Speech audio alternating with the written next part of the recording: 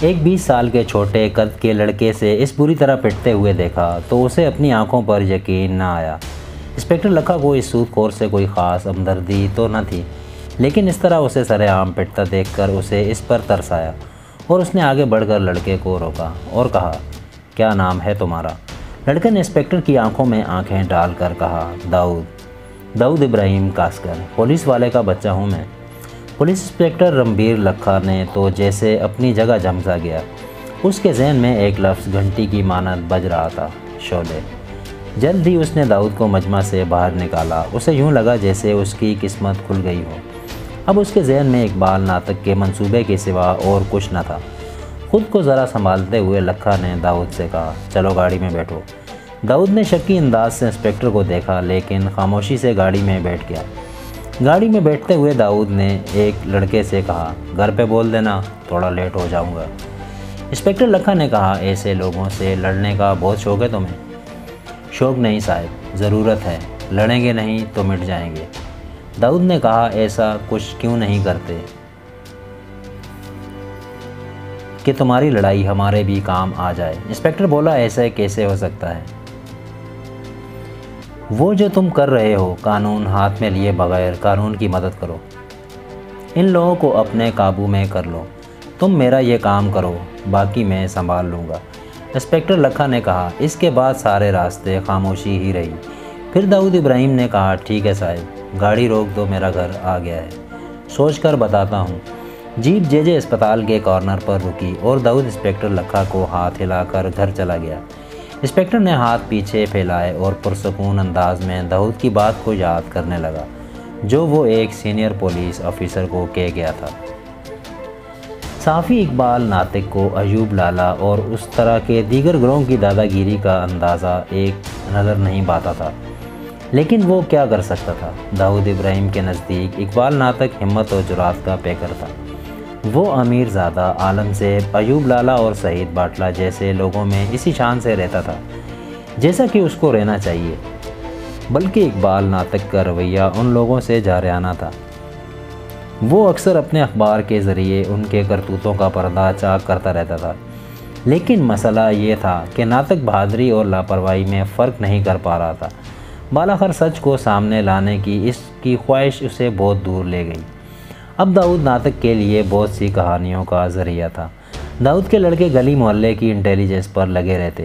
वो लोग पान की दुकान पर होने वाली गुफ्तगू, इधर उधर की कहानियों को नातिक तक पहुंचाने लगे। अक्सर नातिक को ऐसी कहानियां भी मिलती जिनकी तौसीक नामुमकिन ना होती, लेकिन नातिक दाऊद के एतबार पर इन कहानियों को भी अपने अखबार की हेडलाइन में जगह दे देता। इकबाल पर कभी कोई मुकदमा तो कायम ना हुआ, लेकिन पीआईटी कंपाउंड में बैठक लगाने वाले पठानों के ग्रोह की जानिब से उसे अक्सर धमकियां मिलती रहती थी। पुलिस और प्रेस की हिमायत ने अब दाऊद को काफ़ी ताकतवर बना दिया था। दाऊद ये बात जानता था कि जब तक उसने बाशु दादा का किस्सा तमाम ना किया, वो उबर नहीं सकता। वो किंग मेकर ही रहेगा। ये लाजमी बात है कि इंतखाबात में जिस उम्मीदवार को भी बाशु दादा की हिमायत हासिल हो जाती, वो लाजमन इलेक्शन जीत जाता।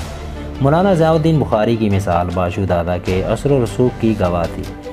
अब दाऊद सोच रहा था कि उसे भी बाशु दादा की तरह ज़ोर बाजू और सियासी क़ुव्वत को मिलाना होगा। दाऊद ने इकबाल नातिक को लोकसभा का इलेक्शन लड़ने का मशवरा दिया। सियासी अज़ाइम की बुनियाद कभी भी मफरूज़ियात पर नहीं रखनी चाहिए।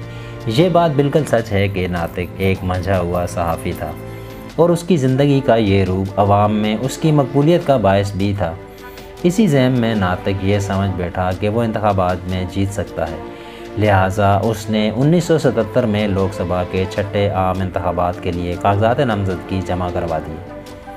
दाऊद का ख्याल था कि वो अपने लड़कों के ज़रिए वो नातिक की हिमायत करके उसे इंतखाबात जितवाने में कामयाब हो जाएगा। ये इंतखाबात दाऊद के लिए मुस्तकबिल का डॉन बनने के ज़मन में एक इम्तिहान की हैसियत रखते थे। ताहम नातिक ये इलेक्शन बुरी तरह हार गया और उसको सिर्फ 800 वोट मिल सके, और इसके मुकाबल राजा रतन सिंह को, जिसका ताल्लुक भारतीय लोक दिल से था, आसानी के साथ इलेक्शन जीतने में कामयाब हो गया। इकबाल नातिक ने भी पहली मरतबा इंतखाबात में हिस्सा लिया था। गालिबन इसीलिए वो एक अच्छा उम्मीदवार साबित ना हो सका। लेकिन नातिक ने यह बात ठान ली कि अगली मर्तबा कामयाबी ज़रूर उसके कदम चूमेगी। लेकिन अब नातिक की दुश्मनियाँ भी हद से बढ़ने लगी थी। अयूब लाला और सईद स्मगल शुदा अशिया एक गेस्ट हाउस के करीब ही कहीं छुपा कर रखा करते थे। एक दिन उन्होंने आते जाते देखा कि चावला गेस्ट हाउस में एक लड़का अपनी नई नवेली बीवी के साथ रहता है। एक रात ये लोग गेस्ट हाउस में गए और उस शख्स की बीवी को आबरूरेज़ी की और बाद में सबूत मिटाने के लिए उसके शोहर को भी मार डाला। लोगों में हिम्मत न थी कि कातलों का नाम लेते, लेकिन इकबाल नातिक ने हिम्मत दिखाई और पूरी स्टोरी छाप डाली। इस स्टोरी के बाद सारी बातें खुलकर सामने आ गईं। पुलिस ने छापा मारकर अयूब लाला और सईद बाटला और उनके दीगर साथियों को गिरफ्तार कर लिया। चंद माह जेल में गुजारने के बाद ये लोग ज़मानत पर बाहर आ गए। जेल से बाहर आते ही ये लोग अपने अड्डे कैरम क्लब, जो कि PIT कंपाउंड में था, की जानब चले गए। अब ये लोग नातिक को कत्ल करने के मंसूबे बना रहे थे, लेकिन कोई तरीका उनकी समझ में नहीं आ रहा था, क्योंकि अभी वो लोग ज़मानत पर ही बाहर आए थे। ऐसी वैसी कोई भी हरकत उन्हें किसी बहुत बड़ी मुसीबत में डाल सकती थी। इसके बावजूद ये लोग नातिक को धमकियां देने लगे। उन्होंने इसके छोटे अखबार के दफ्तर में तोड़फोड़ की कोशिश भी की। नातिक ने पुलिस स्टेशन में वाक़या के ख़िलाफ़ रिपोर्ट दर्ज कराई और ये मौक़िफ़ इख्तियार किया कि कैरम क्लब जराइम का अड्डा बनता जा रहा है। इस पर पुलिस ने कैरम क्लब पर धावा बोल दिया और यूं क्लब को बंद कर दिया गया। क्लब का बंद होना नातिक की बहुत बड़ी फतह थी, जबकि पठान ग्रुप के लिए ये नाकाबिले तलाफ़ी नुकसान था। 17 अगस्त 1977 की रात तकरीबन 3:30 बजे किसी ने ज़ोर ज़ोर से नातिक के दरवाज़े पर दस्तक दी। दस्तक देने वाले के हाथ रुकते ही न थे और वो मुसलसल दस्तक दिए जा रहा था। नींद के आलम में जब नातिक ने दरवाज़ा खोला तो देखा कि सईद दरवाज़े पर खड़ा था। सईद ने कहा, तुम्हें भाई ने बुलाया है। भाई से सईद की मुराद अमीरज़ादा था। नातिक ने कहा, क्या बकवास है, तुमने वक्त देखा है? मैं अभी नहीं आ सकता, इससे कह दो मैं कल आऊँगा। इस मौका पर उनके दरमियान कुछ इस तरह का मुकालमा हुआ। सईद, नहीं, वो तुमसे अभी मिलना चाहता है। नातिक, तुम पागल हो, मेरी बीवी घर पर है, मैं उसे इस तरह छोड़कर तुम्हारे साथ नहीं चल सकता। सईद, भाई बहुत गुस्से में है, अगर तुम अभी से उससे मिल लो तो मसला आसानी से टल सकता है, लेकिन अगर तुमने चलने से इनकार किया तो भाई का गुस्सा तुम्हें बहुत महंगा भी पड़ सकता है। सईद ने कहा, अगर ज़रूरत पड़ी तो वो लोग उसे घसीट कर भी भाई के पास ले जा सकते हैं। नातिक को अंदाज़ा हुआ कि उनसे बहस करने का कोई फ़ायदा नहीं था। उसने सोचा कि उसे भाई के पास जाकर बात कर लेनी चाहिए।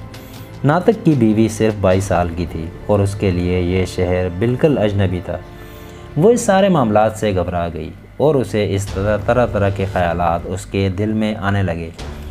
वो चाहती थी कि अपने शौहर को इतनी रात को घर से ना जाने दे, लेकिन नातिक ने उसे समझाया कि कुछ नहीं होने वाला। सईद और अयूब उसके साथ चल दिया। उन्होंने सड़क पार की और एक कार में बैठ गए जो कि PIT कंपाउंड के बाहर खड़ी थी। नातिक जैसे ही कार में बैठा, उन्होंने उसे बुरी तरह पीटना शुरू कर दिया। नातिक ने गाड़ी से उतरने की कोशिश की, लेकिन गाड़ी की रफ्तार बहुत तेज़ हो चुकी थी। उन लोगों ने इतनी तेज़ी से अचानक हमला कर दिया था कि नातिक को संभलने का मौका ही न मिल पाया और दर्द की वजह से उसकी आंखों से आंसू बहने लगे। नातिक की मज़ामत के बावजूद गाड़ी पूरी रफ्तार के साथ दौड़ती रही और गिराट रोड पर वाक़या कादर बिल्डिंग के करीब आकर रुकी। इस इमारत में अमीरज़ादा का दफ्तर था। नातिक को इस दफ्तर में मज़ीद ज़िल्लत और तशद्दुद का सामना करना पड़ा। अमीरज़ादा गुस्से में भरा बैठा था। उसने इकबाल नातिक को गालियाँ दी और कहा, दाऊद के कुत्ते, बड़ा होशियार बना फिरता है। इकबाल नातिक को खूब मारा पीटा गया। सब ने अपना गुस्सा निकाला। इस मारपीट से नातिक का खून तेज़ी से बहने लगा और वो अपने होश व आवाज़ खोने लगा। ये देखकर उन लोगों ने एक मरतबा फिर नातिक को गाड़ी में डाला और माहिम क्रेक की जानब रवाना हो गए। उन्होंने नातिक को माहिम क्रेक के करीब नीम मुर्दा हालत में फेंक दिया। माहिम क्रीक पर कचरे के ढेर में पड़े हुए जब नातिक को होश आया तो सूरज पूरी तरह आसमान पर चढ़ चुका था। उसे अंदाज़ा नहीं हो पा रहा था कि वो कितनी देर इस हालत में रहा है। अलबत्ता उसे इस बात का अंदाज़ा था कि उसके जिस्म से बहुत सारा खून बह चुका है और वो अगर कुछ ना किया गया तो वो जल्द ही मर जाएगा। उसने अपना जिस्म हिलाने की कोशिश की तो उसे अंदाज़ा हुआ कि उसके जिस्म में बिल्कुल भी जान नहीं है। लेकिन नातिक को अंदाज़ा था कि अगर उसे ज़िंदा रहना है तो उसे भरपूर कोशिश करना होगी। वो खड़ा नहीं हो पा रहा था, इसलिए कहानियों और पेट के बल रेंगते हुए खुद को सड़क तक ले आया। खुशकिस्मती से सड़क पर उसे 2 आदमियों और ट्रैफिक पुलिस वाले ने देख लिया। उन्होंने जल्दी उसे एक टैक्सी में डाला और जे अस्पताल ले आए, जहां से उसके घर वालों को भी इत्तला दे दी गई। इंतहाई कमज़ोरी की हालत में नातिक ने ढोंगरी पुलिस स्टेशन में अपना बयान कलमबंद करवाया और अपने दोस्त दाऊद को भी सारी दास्तान सुना दी। दाऊद इस सारे मामले का ज़िम्मेदार खुद को समझने लगा कि उसे नातिक को पेश आने वाले ख़तरात को पहले से ही भांप लेना चाहिए था। डॉक्टरों की कोशिश के बावजूद नातिक ज़ख्म की ताब न लाते हुए 2 दिन बाद इंतकाल कर गया। दाऊद और उसके लड़के बहुत गुस्से में थे और शहीद अयूब की जानिब से नातिक के जिस्म पर लगाए गए ज़ख्मों के दर्द को अपने जिस्मों पर महसूस कर रहे थे। इकबाल नातिक अयूब लाला और उसके साथियों के गिरोह के आगे एक दीवार था जो कि उन्होंने गिरा डाली थी। दाऊद ने कभी दर्द को इतने करीब से महसूस नहीं किया था। आज पहली मर्तबा उसने किसी करीबी साथी यानी अपने भाई नुमा दोस्त को खोया था। वो ये दर्द से नहीं पा रहा था। उसने कातलों से बदला लेने की कसम खाई और कहा, नातिक भाई, मैं कसम खाता हूँ जिस तरह उन्होंने तुम्हें मारा है मैं भी उन्हें इसी तरह मारूंगा। साथ ही खड़े इंस्पेक्टर लखा ने दाऊद के कंधे पर हाथ रखकर उसे अपनी पूरी हिमायत का यकीन दिलाया। इकबाल नातिक का कत्ल बम्बई अंडरवर्ल्ड में कई रोज़ तक ज़ेरे बहस रहा। दाऊद ने जिस तरह अपने दोस्त के कातलों से बदला लेने की कसम खाई थी वो बड़ी हैरानकुन बात थी, क्योंकि इससे पहले कभी भी दाऊद ने किसी की जान ना ली थी। साफ़ी इकबाल नातिक की मौत से दाऊद इब्राहिम के सर पर खून सवार था। दाऊद इब्राहिम गमगीन था क्योंकि उसे भाई जैसे दोस्त की मौत का सदमा झेलना पड़ रहा था। दाऊद इब्राहिम हर हाल में इकबाल नातिक के खून का बदला लेना चाहता था। खालिद पहलवान, जो कभी बाशु दादा का दायां बाजू हुआ करता था, आज खुद चलकर दाऊद इब्राहिम के सामने दोस्ती का हाथ बढ़ाने आया था। बाशु दादा के बाद खालिद पहलवान ने अगर किसी की इज़्ज़त की थी तो वो था दाऊद इब्राहिम। खालिद पहलवान एक मजा हुआ इंसान था। वो पहले बाशु दादा के साथ था, लेकिन आज वो जो कुछ भी था अपने बलबूते पर था। गो कि वो बाशु दादा का दायां बाजू ज़रूर रहा था, लेकिन अंडरवर्ल्ड माफिया में इसकी अपनी भी एक पहचान और हैसियत थी। 1 साल कबल बाशु दादा के मंजरनामे से हटने के बाद खालिद पहलवान के दिल में दाऊद इब्राहिम के लिए इज़्ज़त बहुत बढ़ गई थी और उसने बम्बई शहर में अपने कदम भी बहुत मजबूत कर लिए थे। खालिद एक और दूरदंदेश इंसान था। उसने दाऊद इब्राहिम की सलाहियतों का अंदाज़ा इसी वक्त लगा लिया था जब दाऊद ने उसके पास पैगाम भेजा था कि उसकी दुश्मनी बाशु दादा से थी। इससे उसकी कोई दुश्मनी नहीं। खालिद दाऊद इब्राहिम को अपना दोस्त बनाने में फ़ख्र महसूस करता था और आज उसने अपनी खिदमात दाऊद इब्राहिम को पेश की थी। खालिद और उसके कारिंदे इस शहर में अपना नाम और मकाम पैदा कर चुके थे। इसके ऊंचे ख्वाबों और लंबे हाथों का अंदाज़ा इस बात से होता है कि उसने गेरांट रोड पर हीरों के एक ताजर पर हाथ डालने की कोशिश की। गो कि इस कार्रवाई में खालिद के बहुत से साथी गिरफ़्तार हो गए, लेकिन खालिद जो इस सारे गेम का मास्टरमाइंड था, इस कार्रवाई में बआसानी बच निकलने में कामयाब हो गया। दाऊद इब्राहिम भी खालिद की बहादुरी और जुरात और इस इलाके में उसकी धाक का मुतारफ़ था। इसलिए दाऊद इब्राहिम ने सोचा कि बजाय खालिद की दुश्मनी मोल लेने के उससे दोस्ती का हाथ बढ़ाना चाहिए। नीज़ खालिद पहलवान, अयूब लाला, सईद बाटला और इस कबील के दीगर गिरोहों के साथ जंग में भी दाऊद इब्राहिम का हामी बन गया। उसे अंदाज़ा था कि दाऊद इब्राहिम के जहन पर सिर्फ इस बात सवार है कि किसी न किसी तरह इकबाल नातिक के कातलों का ढोंगरी से सफाया करना है। इसके लिए जो कोई भी दाऊद इब्राहिम से टकराता वो इससे भी लड़ने मरने के लिए तैयार था। ये बात सब जानते थे कि सईद बाटला और अयूब लाला ही बुनियादी तौर पर इकबाल नातिक के कत्ल के ज़िम्मेदार थे। दाऊद इब्राहिम ने इन दोनों को ठिकाने लगाने का पूरा मंसूबा बना रखा था।